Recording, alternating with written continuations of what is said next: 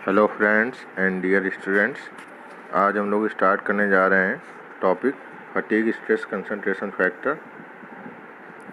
उसके बाद बात करेंगे नोच सेंसिटिविटी की, उसके बाद में एंडोरेंस लिमिट की बात करेंगे और फिर आपको टेबल समझाएंगे कि थ्योरेटिकल स्ट्रेस कंसंट्रेशन फैक्टर आपको टेबल से कैसे फाइंड आउट करना है, जो कि डिज़ाइन डाटा बुक में दी होती है।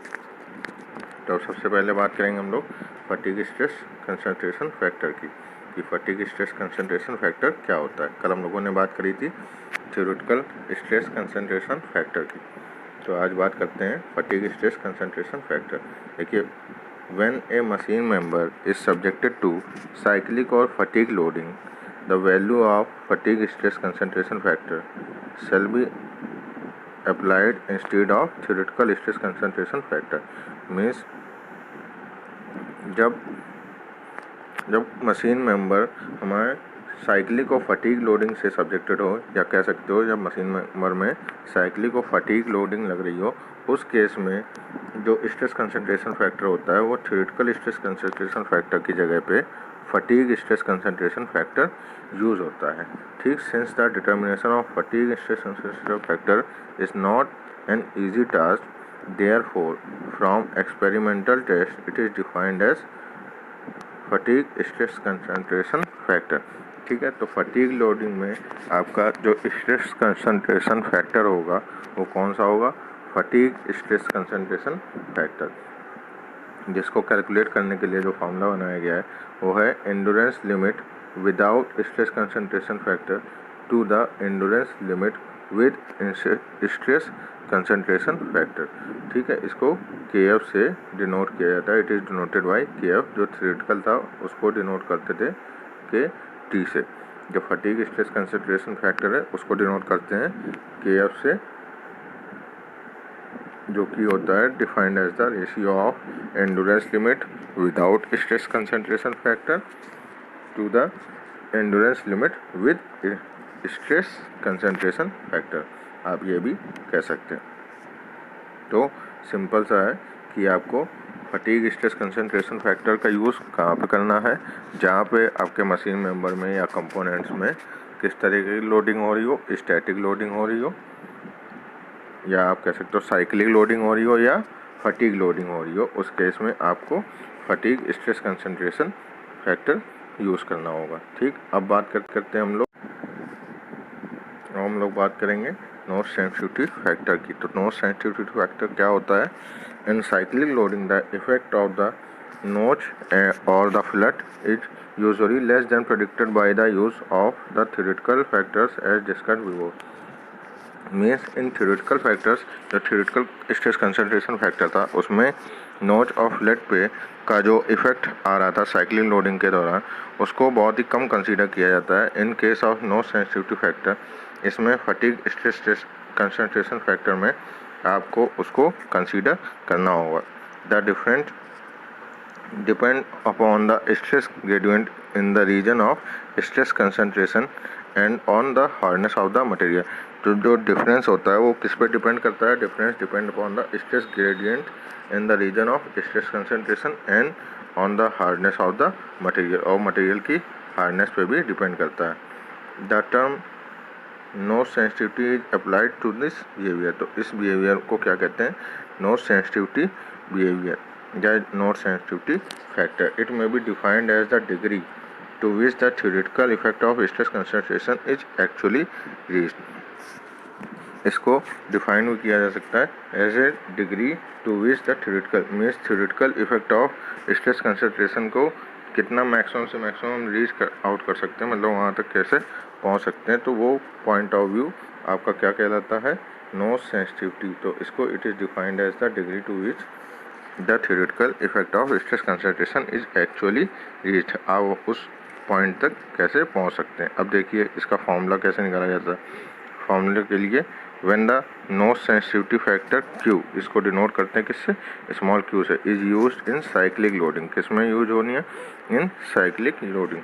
Then fatigue stress concentration factor may be obtained from the following relation. तो स्ट्रेस कंसंट्रेशन फैक्टर और नोच सेंसिटिविटी फैक्टर में ये रिलेशन होता है Q is equal to KF-1 upon KT-1, where KF क्या है आपका, KF है आपका fatigue stress concentration factor, KF है फटीग स्ट्रेस कंसंट्रेशन फैक्टर, और KT आपने कल जो बताया था हमने वो था थ्योरेटिकल स्ट्रेस कंसंट्रेशन फैक्टर। ठीक, तो यहाँ से KF की वैल्यू जब आप कैलकुलेट करेंगे तो KF की वैल्यू क्या हो जाएगी, ये मल्टीप्लाई हो जाएगा इधर, ये मल्टीप्लाई होने के बाद क्या आ जाएगा Q इंटू KT-1, और ये 1 उधर चला जाएगा तो 1 प्लस Q KT-1। ये किस केस में हो जाएगा, फॉर टेंसाइल और बेंडिंग स्ट्रेस के केस में जो फटीग स्ट्रेस कंसंट्रेशन होगा वो। ठीक है, अब उसके बाद देखिए ये जो KFS लिखा हुआ है, KFS है आपका क्या, theoretical stress concentration factor for torsional और शेयर लोडिंग। जहाँ पे टॉर्सनल और शेयर स्ट्रेस लग रहा होगा वहाँ पे कैसा आएगा, शेयर फटीग स्ट्रेंथ, या आप कह सकते हो जो फटीग स्ट्रेस कंसंट्रेशन फैक्टर है वो आपका ड्यू टू शेयर स्ट्रेस या ड्यू टू शेयर फोर्स की वजह से आएगा। तो वहाँ पे जो वैल्यू होगी उसको डिनोट करेंगे KFS से। तो KFS क्या हो जाएगा इस केस में 1 प्लस Q, अब KT की जगह यहाँ पे हो जाएगा, ये भी हो जाएगा KTS for shear stress KTS-1। यहाँ से आपका नोच सेंसिटिविटी फैक्टर की वैल्यू कैलकुलेट होके आ जाएगी। अब बात करते हैं, कल हमने बात करी थी फैक्टर ऑफ सेफ्टी की। तो फैक्टर ऑफ सेफ्टी हमने कल आपको बताया था डक्टाइल मटेरियल के लिए, ब्रिटल मटेरियल के लिए। अब फैक्टर ऑफ सेफ्टी की बात करेंगे जब उस केस में जब आपकी लोडिंग हो किस तरीके की, फटीग टाइप की लोडिंग हो। फटीग लोडिंग के केस में क्या हो जाएगा, when a component is subjected to fatigue loading the endurance limit is in the criterion of failure. ठीक, तो वहाँ पे देखिए एक में यील्ड स्ट्रेंथ आया था, एक में अल्टीमेट स्ट्रेस आया था। अब यहाँ पे क्या आ रहा है, एंड्योरेंस लिमिट। एंड्योरेंस लिमिट का मीन्स यहाँ पे स्ट्रेस कैसा होगा, एंड्योरेंस लिमिट, और डिवाइड बाय क्या हो जाएगा आपका वही सेम डिजाइन और वर्किंग स्ट्रेस। किस केस में, फटीग लोडिंग के केस में। जब फटीग लोडिंग होगी तो उस केस में आपका जो फैक्टर ऑफ सेफ्टी हो जाएगा वो क्या हो जाएगा, endurance limit stress to the design और वर्किंग स्ट्रेस। ठीक है, तो एंड्योरेंस अपॉन डिजाइन और वर्किंग स्ट्रेस। तो देखो स्टील के केस में जो एंड्योरेंस लिमिट होती है वो कितनी होती है, 0.8 to 0.9 times of yield stress. Sigma Y लिखा हुआ है देखो, 0.8 to 0.9 times of yield stress in case of steel. देखो सिग्मा ई क्या है यहाँ पे, endurance limit stress for completely reverse stress cycle, और सिग्मा वाई क्या है यहाँ पे, यील्ड पॉइंट स्ट्रेस। किसके लिए, स्टील का ही यील्ड पॉइंट पे जो स्ट्रेस होगा वो। अब देखो एंड्योरेंस लिमिट होती क्या है, एक लाइन की डेफिनेशन है, सिंपल समझ लीजिए। द टर्म एंड्योरेंस स्ट्रेंथ में be used when referring the fatigue strength of the material. जहाँ पे फटीग स्ट्रेंथ ऑफ मटेरियल की बात करेंगे वहाँ पे आपको एंड्योरेंस स्ट्रेंथ कैलकुलेट करनी होगी। तो इट में भी defined as the safe maximum stress. ये भी सेफ मैक्सिमम स्ट्रेस है, देखिए जैसे अल्टीमेट और यील्ड स्ट्रेस भी आपका सेफ मैक्सिमम स्ट्रेस था, वैसे ये भी safe maximum stress which can be applied to the machine parts working under actual conditions.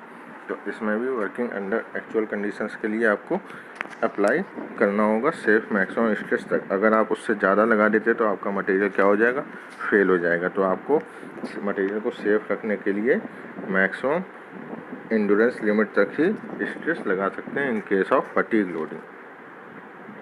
अब हम लोग बात करेंगे कि डिफरेंट टेबल्स हैं जो स्ट्रेस कंसंट्रेशन फैक्टर की, उससे कैसे कैलकुलेट करके लिखेंगे अगर सवाल में आ जाता है तो सबसे पहले आपको देखिए figure table according to this figure. पहला फिगर आपका ये है, इसके अकॉर्डिंग जो टेबल दी हुई है, टेबल की हेडिंग देखिए, theoretical stress concentration factor KT और a plate with hole of diameter D in tension. देखो एक प्लेट दी हुई है, एक प्लेट है जिसकी विथ है B, जिसमें एक होल है जिसका डाया है स्मॉल d। ठीक है, और इस प्लेट की जो थिकनेस है वो कितनी है, T। इस प्लेट की जो थिकनेस है जो आपको सामने से दिखाई नहीं दे रही है, इसके परपेंडिकुलर होगी, वो कितनी है, T। तो उस केस में अगर आपको दिया हो तो उस केस में आपको थ्योरेटिकल स्ट्रेस कंसंट्रेशन फैक्टर की वैल्यू कौन सी लेंगे, तो आप वहाँ पे कैलकुलेट करेंगे क्या, D अपॉन B। ये देख रहे हैं, देखिए टेबल में लिखा हुआ है D अपॉन B। इस रेशियो को कैलकुलेट करेंगे। डी क्या है यहाँ पे, डी है आपका जो डायमीटर है, होल का डायमीटर, और बी है जो आपकी थिकनेस ऑफ द थिकनेस कह रहे हैं विथ ऑफ द प्लेट है, वो आपका बी है। तो डी अपॉन बी का जब आप रेशियो कैलकुलेट करेंगे तो फॉर एग्जांपल अगर रेशियो आपका आ रहा है 0.18, ठीक है, रेशियो आपका आ रहा है 0.18, तो 0.18 देखिए आपके टेबल में कहीं है, यहाँ भी नहीं है, यहाँ भी नहीं है, यहाँ भी नहीं, यहाँ पे देखो 0.20 है, तो 0.15 से ज़्यादा 0.20 है। अब 0.20 पे जो KT की वैल्यू है, थ्योरेटिकल स्ट्रेस कंसंट्रेशन फैक्टर, उसकी वैल्यू 2.5, ये आप वैल्यू को लेके क्वेश्चन को सॉल्व कर लेंगे, ठीक है। ये उस केस का है जब आपको सवाल में कौन सा दिया हो, प्लेट दी हो, plate with hole of diameter, जब प्लेट के लिए डिज़ाइन कर रहे होंगे तो उस केस में आपको अगर 0.18 आ गया ratio of hole diameter to the width of the plate, कितना आ जाएगा, अगर 0.18 आ गया तो उस केस में आप कितना लेंगे, 0.20 मीन्स 2.5 की वैल्यू आप कैलकुलेट करके लिख लेंगे, ठीक। अब बात करते हैं, देखो सेकंड टेबल। सेकंड टेबल आपकी क्या है, सेकंड टेबल इस फिगर के अकॉर्डिंग है, इसकी हेडिंग पढ़िए, हेडिंग लिखी हुई है theoretical stress concentration factor for shaft with transverse हो। देखो अब यहाँ पे थी प्लेट, इस केस में थी प्लेट, इस केस में है शाफ्ट। शाफ्ट में ट्रांसवर्स होल, वर्टिकली होल है, होल का डायमीटर है स्मॉल डी और शाफ्ट का डायमीटर है कैपिटल डी, ठीक है। तो इस केस में आपको निकालना होगा, अभी देखो इसमें BD का रेशियो निकाल लेते, अब इसमें निकाल रहे हैं स्मॉल डायमीटर, स्मॉल डायमीटर है किसका, वही होल का diameter to the shaft diameter, shaft का डायमीटर। अभी यहाँ पे प्लेट की विड्थ थी, यहाँ पे अब शाफ्ट का डायमीटर आ गया, तो इसका जब रेशियो आप कैलकुलेट करेंगे, फॉर एग्जांपल इसका रेशियो हमारा निकल के आ गया 0.8 मान लीजिए या 0.78 मान लीजिए, तो 0.78 आ गया, तो 0.78 आपका देखो 0.3 से भी ज़्यादा है, तो फिर इससे ज़्यादा आप कोई भी ले सकते हो, या आप कोई ऐसी वैल्यू ले लो जो आपके टेबल में हो, टेबल के अकॉर्डिंग आप वैल्यू ले लो। चलो मान लीजिए हमने 0.1514 आ गया, ठीक है, तो 14 आ गया, तो आप 0.12 मीन्स एक देखो एक 0.12 है, एक 0.16 है, अब 0.14 लेना है, तो आप इसका मीन वैल्यू भी ले सकते हो अगर लेना चाहो तो, नहीं तो आप साफ साफ मीन वैल्यू ना लेना चाहो, कैलकुलेशन ना हो, तो डायरेक्ट आप 0.16 की वैल्यू को लेके सॉल्व कर सकते हैं। तो 0.16 की वैल्यू के लिए आपकी KT की वैल्यू कितनी हो जाएगी, 2.11 means theoretical stress concentration factor की वैल्यू यहाँ पे हो जाएगी 2.11। तो इसके अकॉर्डिंग हम सॉल्व कर लेंगे। अगर आपकी यही वैल्यू आ जाती, यही वैल्यू आपकी डी की वैल्यू जो थी, ये आपकी 0.14 ना आके 0.22 आ जाती, 0.22 या 0.23 आ जाती, तो यहाँ पे 0.24 है, तो उसके अकॉर्डिंग हमारी जो थ्योरेटिकल स्ट्रेस कंसंट्रेशन फैक्टर की वैल्यू है वो चेंज हो जाती, कितनी हो जाती, 1.96, ठीक है। देखिए आप जैसे जैसे रेशियो इंक्रीज़ कर रहा है वैसे वैसे आपकी वैल्यू डिक्रीज़ होती चली जा रही है, वैल्यू क्या होती जा रही है, कम होती चली जा रही है। अब बात करते हैं नेक्स्ट टेबल। ये टेबल आपको कब देखनी है, ये वाली टेबल तभी देखनी है जब आपका शाफ्ट दी हो, शाफ्ट में ट्रांसवर्स होल का केस हो। अब देखो नेक्स्ट टेबल है आपकी जे,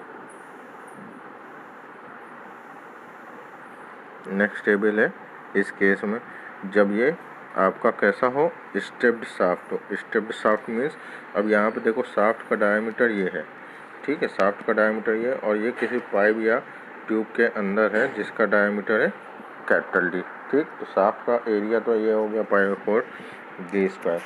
अब इस केस में आपको जब थ्योरेटिकल स्ट्रेस कंसंट्रेशन फैक्टर लेना होगा तो इसमें एक चीज़ और है, इसमें एक चीज़ और क्या है, यहाँ पे देखो दिया हुआ है फिलेट रेडियस। फिलेट रेडियस यहाँ जो एंड पॉइंट पर कॉर्नर पे देखो फिलेट रेडियस बनी हुई है, जो फिलेट बन रहा है उसकी रेडियस है r।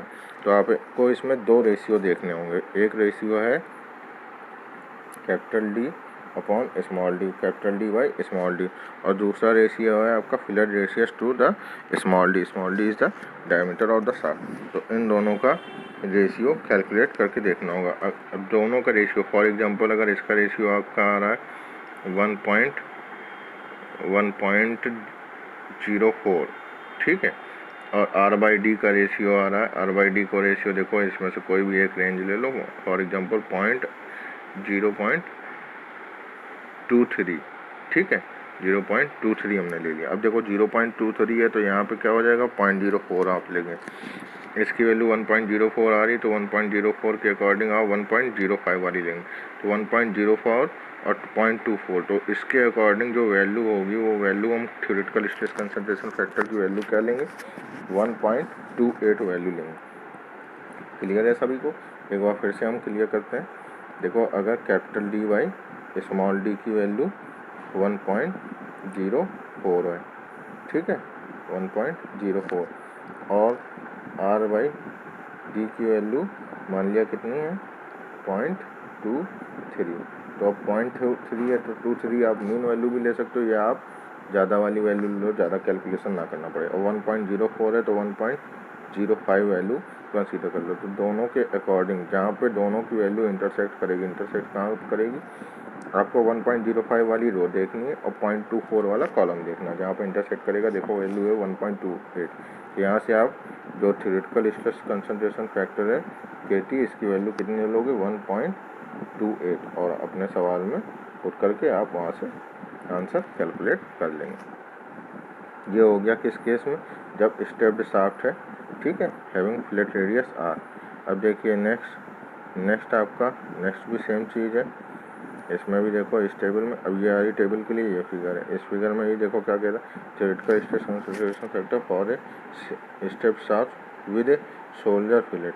इसमें देखो शोल्डर फिलेट है और इसमें भी शोल्डर फिलेट, हाँ सॉरी, ये वाली आपकी केस है बेंडिंग का, ये वाला केस है आपका टेंशन का केस है, और ये वाला केस है बेंडिंग का केस। जब बॉडी में किस तरीके का लोड हो, बेंडिंग लोड हो या बेंडिंग स्ट्रेस जनरेट हो रहा हो, उस केस में आपको थ्योरेटिकल स्ट्रेस कंसंट्रेशन फैक्टर इस टेबल से देना होगा। अब इस टेबल को देखो, इस टेबल में वही सेम चीज़ है, फिगर में देखिए वही सारी सेम चीज़ें हैं। फिगर में वही स्टेप शाफ्ट का डाया जिसके अंदर है वो शाफ्ट का डाया, और यहाँ पे फिलेट रेडियस R, तो सेम चीज़ है, इसमें भी वही चीज़ें कैलकुलेट करनी होंगी। चीज़ें आपको क्या कैलकुलेट करनी है, वही capital D by small d और R बाई डी। अब अगर इसमें capital D by small D की वैल्यू फॉर एग्जांपल वही आ गई, capital D by small D की वैल्यू आ गई 1.09, और जो R बाई डी का रेशियो आ गया आपको 0.18, तो 0.18 के अकॉर्डिंग आप 0.20 ले लेंगे और 1.09 के अकॉर्डिंग 1.1 ले लेंगे। तो जहाँ पे 1.1 और 0.08 इंटरसेक्ट कर रहे हैं आपस में, वहाँ पे वैल्यू कितनी हो जाएगी, 1.38। तो यहाँ पे आप KT means theoretical stress concentration factor की वैल्यू कितनी ले लेंगे, कितनी आई थी, 1.5 और 0.2, ये वाली वैल्यू आ रही थी 1.10 और 0.2 के लिए जो वैल्यू आ रही थी 1.38। तो KT की वैल्यू आपकी आ जाएगी 1.38। इस वैल्यू को आप पुट करके अपने क्वेश्चन को सॉल्व कर लेंगे। ठीक है, आज के लिए इतना ही, थैंक यू।